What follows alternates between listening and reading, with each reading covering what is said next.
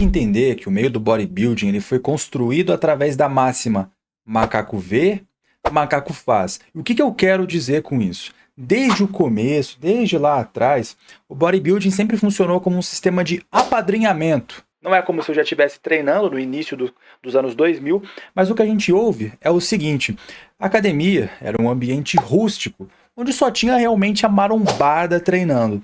O cara que entrava na academia porque de repente admirava o lifestyle do bodybuilder, ele era um pouco reprimido, ele não era um cara que podia chegar e sentar logo na janelinha. Ele não sabia nada sobre treino, não sabia nada sobre dieta, ele só sabia que ele precisava levantar peso e comer para construir massa muscular. Só que para ele ter realmente acesso às informações privilegiadas, de alguma forma ele tinha que colar com a rapaziada que carregava esse resultado no seu corpo.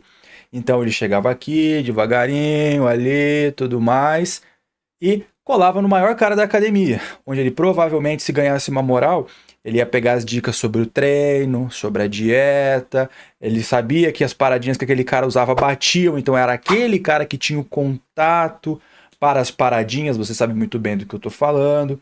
Então esse sistema de apadrinhamento que fez com que o bodybuilding infelizmente se tornasse o sistema macaco vê, macaco faz. O que funcionava lá atrás para os caras, ainda até hoje é replicado. E com esse conceito macaco vê, macaco faz, também criou-se e perpetuou-se o conceito de bulking, que é comer muito para ganhar massa muscular. Mas isso não quer dizer que está correto, que é um sistema que realmente funciona, é validado e é só assim que as coisas acontecem. Bem, pelo contrário. Então é sobre isso que a gente vai falar hoje, sobre a inutilidade do bulking. E para você que não me conhece, de repente caiu de paraquedas nesse vídeo aqui, muito prazer, meu nome é Samuel Meller, eu sou preparador de atletas naturais e eu tenho uma consultoria online, o link está aqui embaixo, mas fica tranquilo, porque a maioria das pessoas da minha consultoria online são pessoas normais, assim como você provavelmente é, que só querem meter um shape bacana, ir pra praia, naquela pelada final de semana, tirar a camiseta e não ter nenhum tipo de vergonha do próprio físico. E é para isso que eu tô lá, para te ajudar. E diretamente eu montando os protocolos, equipe são os meus ovos. Tá certo? Não se esquece, rapaziada, de usar o cupom Samuel lá na Growth para você apoiar aqui o canal. E hoje, como eu acabei de introduzir o assunto para vocês, a gente vai falar sobre como a hipertrofia acontece. Eu não vou me alongar muito nesse quesito, porque foge um pouco do escopo do assunto deste vídeo, mas a hipertrofia ela tem como motor central um estímulo mecânico. Como assim? Você vai lá na sua academia e você faz uma série, certo? Dentro dessa série, nas repetições finais, principalmente a última, você está com a máxima intenção de imprimir força e velocidade, certo? Só que de forma contrastante, essa velocidade ela é bem diminuída de maneira involuntária. Você está imprimindo o máximo da sua força, o máximo da sua velocidade, mas a barra do supino ela sobe assim, ó, devagarinho. É ou não é? Isso é proximidade da falha. Isso que garante a hipertrofia. É isso que vai gerar altos níveis de tensão mecânica na sua musculatura. Essa tensão mecânica ela é reconhecida pelo que a gente chama de mecanorreceptores. Então eles recebem essa carga mecânica, esse estímulo mecânico, só que o nosso corpo não consegue interpretar isso dessa maneira. Então a gente tem lá o que a gente chama de um processo de mecanotransdução, onde esse sinal mecânico é traduzido em um sinal bioquímico. E ele vai ativar algumas vias de síntese proteica, como a mTOR, para sintetizar proteínas musculares. Entenderam? Então, depois disso, o que acontece? Você chega na sua casa e monta aquele pós-treino anabólico, uma quantidade legal de carboidrato, uma quantidade legal de proteína. Ao longo do seu dia, você consome uma quantidade legal de carboidrato, proteína, fibra, frutas que tem os antioxidantes ali e tudo mais, para que na próxima sessão, na semana que vem, você consiga levantar não só a mesma carga, mas de repente fazer mais repetições, ou até colocar um pouquinho mais de peso ali no exercício. Daí você respeita o conceito de sobrecarga progressiva. Então você tem que entender que a hipertrofia é basicamente composta de dois processos: o estímulo mecânico que você dá lá na academia, né, altos níveis de tensão mecânica, mecanotransdução, ativação de vias, né, proteicas e síntese de mais tecido contrátil. Mas para garantir que esse tecido contrátil seja realmente feito na sua casa, você tem que comer bonitinho ao longo dos dias, para que na próxima sessão de treino você consiga progredir. E o ambiente metabólico seja favorável o suficiente não só para sua recuperação muscular, para você conseguir progredir carga nos outros treinos, mas também construir mais tecido. Então, os dois, eles independem um do outro, basicamente, só que, não, na verdade, eles dependem um do outro, basicamente, só que, se o meu treino for uma bosta e eu estiver comendo bem, eu não vou ter hipertrofia. Da mesma forma que se eu estiver comendo bem, quer dizer, se eu tiver um bom treino e eu estiver comendo que nem um pedaço de cocô, eu não vou ter hipertrofia também, porque um precisa do outro. Então, esse conceito de bulking, ele cai muito por terra, porque a única coisa que você precisa é garantir um cenário metabólico anabólico. A gente precisa falar bonitinho, reter mais nitrogênio do que excretar, balanço de nitrogênio positivo.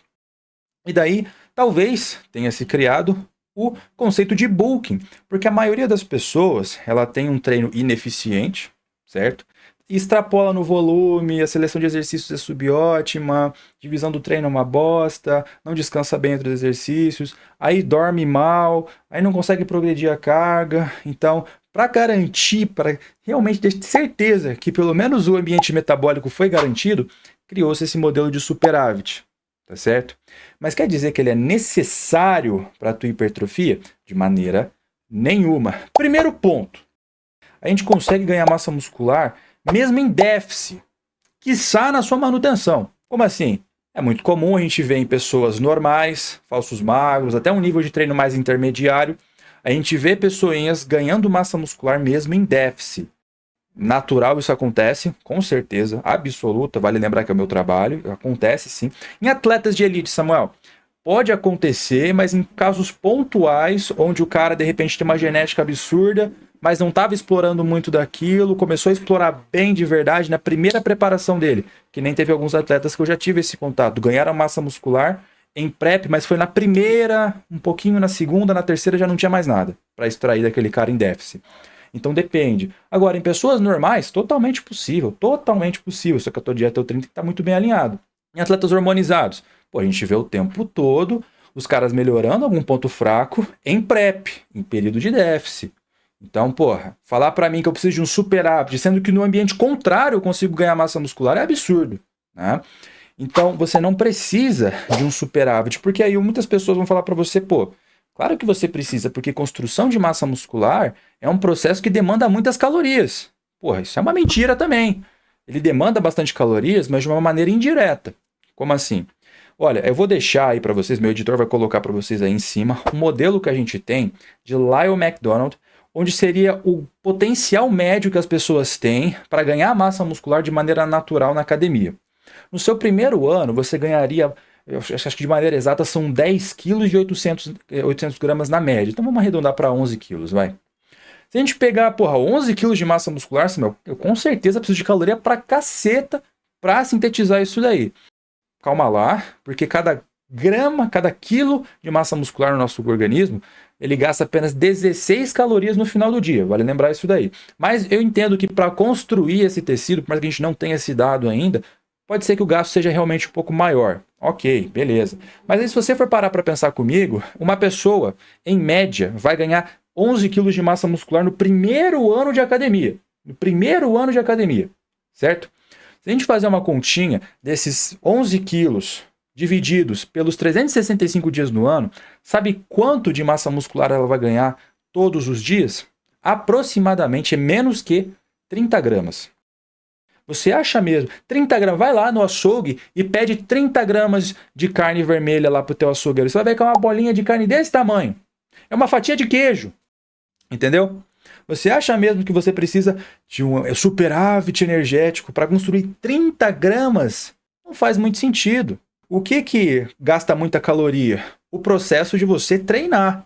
Treinar realmente gasta calorias. Você vai ter uma sessão de treino ali que você vai gastar 300, 400, 500 calorias numa sessão de treinamento de musculação. Depende do seu volume, das cargas que você levanta. Aí sim você vai gastar calorias a mais. Só que isso já foi previamente calculado por quem fez a tua dieta. Ele foi lá, viu o seu gasto energético total e calculou com base nisso. Então, esse ganho de massa muscular, essa síntese proteica, já está contabilizada dentro do teu gasto energético total. Entendeu? Então, não faz sentido a gente precisar de um superávit para ganhar massa muscular, porque não é um processo metabolicamente caro. Se a gente vê nesse microciclo, né? nesses dias que a gente vai ganhando massa muscular. Entende? Então, o conceito de bulking, rapaziada, não é que ele é bro science, mas ele não é necessário, entendeu? E se você for parar para pensar, nesse modelo de Lyle McDonald, que eu vou pedir para o editor colocar de novo para relembrar você, no segundo ano, esse potencial ele cai pela metade, e depois no terceiro ano cai pela metade de novo, e no terceiro, quarto ano nem vale a pena calcular quanta massa muscular você ganha naturalmente, certo? Tudo bem que isso depende de genética para genética, blá, blá, blá, blá, eu sei, tá? Mas vocês também têm que entender que na literatura científica a gente tem, eu expliquei para vocês na aula de bulking, vou deixar o card aqui em cima, a aula de bulking para você assistir depois, que quanto maior o nível de treinamento da pessoa, logo menor potencial para ganho de massa ela tem, menor também a necessidade de um superávit, ou pelo menos de um superávit muito grande, justamente porque a quantidade de massa muscular que ela vai crescer é pequena a cada dia, porque a gente tem um princípio básico do treinamento, que é quanto mais treinado você é, menos treinável você será, e menos massa muscular você vai ganhar por consequência. Então, se já não é um gasto energético muito grande sintetizar massa muscular, porra, se eu estou no meu menor potencial, entre aspas, de ganho de massa muscular, também menor é a quantidade de superávit que eu vou precisar para ganhar essa massa. Entende? Então, lá na aula de bulking eu falei para vocês, quem é o cara que precisa de um bulking, ou que pelo menos vai calhar a ele? São dois caras. Ou é o cara que tem uma dificuldade muito grande de ganhar peso, se é o cara aí que pesa seus 50 quilos molhado, precisa socar caloria, refeição sólida com líquida, sólida com líquida, sólida com líquida. Esse é o cara que precisa de um bulking. Porque se ele ficar na manutenção dele, a manutenção dele é falsa. A manutenção dele praticamente não existe. Tem que socar caloria nesse cara. Eu falei para vocês, dá para chegar no superávit de até 40% com base naquelas fórmulas que a gente tem. Qual que é o outro caso, Samuel? É o cara que ele já chegou no talo do cutting dele, e ele não vai ter problemas com o percentual de gordura por muito tempo. Então, faz sentido ele ganhar uma certa gordurinha ali e tal, porque mesmo que ele tendo ali seus 15% de gordura, que é mais ou menos o que eu tolero para um atleta, ele está dentro de um nível totalmente aceitável, né, pensando em saúde. Então tá tranquilo também. Agora, para você que de repente secou só até os 12, você tem 3% de margem para trabalhar, porra, não faz muito sentido, né, cara? Você é uma pessoa normal. Não tem tanta dificuldade para ganhar peso, não está com o percentual de gordura tão absurdamente abaixo. Agora, para um atleta que tem uma margem de peso boa para colocar, pô, tem uma margem de evolução grande ainda. Primeira coisa que a gente vê é a margem de evolução que essa pessoa tem para colocar. Aí a gente pensa em superávit. Agora, para a maioria das pessoas normais, a manutenção já vai ser mais do que suficiente. Tá certo? Então, eu espero ter elucidado aí para vocês todos os pontos a respeito do porquê que bulking ele é inútil. E agora a gente vai partir rapidamente para como essa dieta deveria mais ou menos parecer. Tá? Questão da proteína, que talvez seja o macronutriente que mais interessa o marombeiro. Né? Olha, a gente tem um espectro que a gente trabalha, que é de 1,6 a 2,2 gramas por quilo corporal de peso. Então, é daí que vem os famosos 2 gramas quilo que vocês tanto ouvem por aí, porque ele é o ponto médio do espectro que a gente utiliza. E para ser bem sincero, ele vai ser assertivo para a grandíssima maioria das pessoas. Então, se você quiser mirar a 2, até nesses 2,2 gramas quilo, não vejo problema nenhum. Qual que é a fonte de proteína que eu vou priorizar consumir? Samuel, cara, as que você já consome no dia a dia já vai estar ótimo. Pô, então o meu cafezinho da manhã eu escolhi ovos como fonte de proteína e queijo. No almoço, peguei um franguinho, meio da tarde eu estou no trabalho, então vou consumir um wheyzinho com leite em pó, só colocar um pouquinho de água, misturar e mandar para dentro. E no jantar, escolhi 100 gramas de patinho grelhado. Beleza, então as proteínas já fechou 2 gramas quilo, Samuel, e agora? A dieta é muito mais do que macronutrientes, vale lembrar, né? Mas como eu tenho pouco tempo para falar aqui, é da maneira que eu consigo retratar para vocês. E depois, Samuel, e o carbo e a gordura? Olha, a gordura eu sempre tendo a desprezar na dieta e deixar com que ela seja residual, do que já está no próprio alimento que você usa para preparar. 15, 20% do seu valor energético total da sua dieta já está de bom tamanho, já vai conseguir fazer todas as funções fisiológicas que ela tem, tá certo? E o carbo, Samuel? Olha, quanto mais leve você é, provavelmente mais alto o grama quilo do seu carbo vai ficar, ali em torno de 6 grama quilo, 3 a 6. Tá? Daí o que você vai fazer? Você vai pegar as fontes de carbo que você mais curte no seu dia a dia e vai dar match nessas fontes de proteína que você colocou. Então, pô, no teu café da manhã você escolheu ovos e queijo, o que combina com isso? Pô, uma tapioca, um cuscuz, um pãozinho de sal, né, um pão francês aí, um cacetinho para os meus queridos aqui do sul, né? Então é isso que você vai colocar no teu café da manhã. Pô, legal. E agora, o que eu preciso? Pô, 3 porções de fruta no dia. Eu vou colocar uma no café da manhã e vou colocar 2 no lanche da tarde. Porque eu tô comendo só whey e leite em pó. Então eu vou colocar uma banana e uma maçã de tarde e vou comer um mamãozinho de manhã. Pô, show. Show de bola. E no almoço, qual que é a minha fonte de carbo? Pô, brasileiro, né, velho? Arroz e feijão. Beleza, quantidade X de arroz, quantidade X de feijão, quantidade X ali, pelo menos uns 150, 200 gramas de vegetais e hortaliças.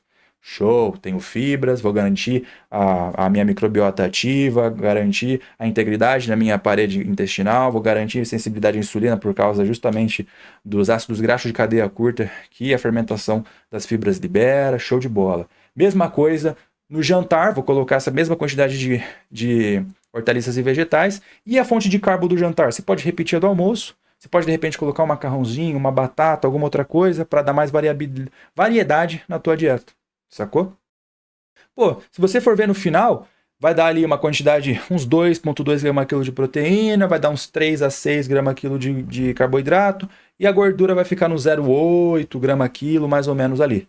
Entendeu? É mais ou menos assim que as dietas que eu monto se parecem, tá? Alimentos bem comuns do dia a dia ali e tudo mais, só que na quantidade certa. Entendeu? Então é basicamente isso que vai parecer a tua dieta. E no treinamento, Samuel, o que você me recomenda? Que você veja os meus reacts aqui do canal, porque tem coisa pra cacete aí de divisão de treino, de seleção de exercícios e tudo mais. Dá uma estudada para você conseguir ver como é que seria um treino bacana, tá? Para você ter uma progressão de carga boa, não estourar no volume e etc. Beleza? Então, esse foi o vídeo de hoje. Não se esquecem de usar o cupom Samuel lá na Growth. Se você precisar de consultoria online diretamente comigo, tá? E aproveita que é o começo do mês e eu abri as vagas da consultoria. O link está aqui embaixo na descrição desse vídeo para você entrar em contato comigo. Beleza? Então é isso, rapaziada. Muito obrigado. Esse foi o vídeo de hoje. Tamo junto.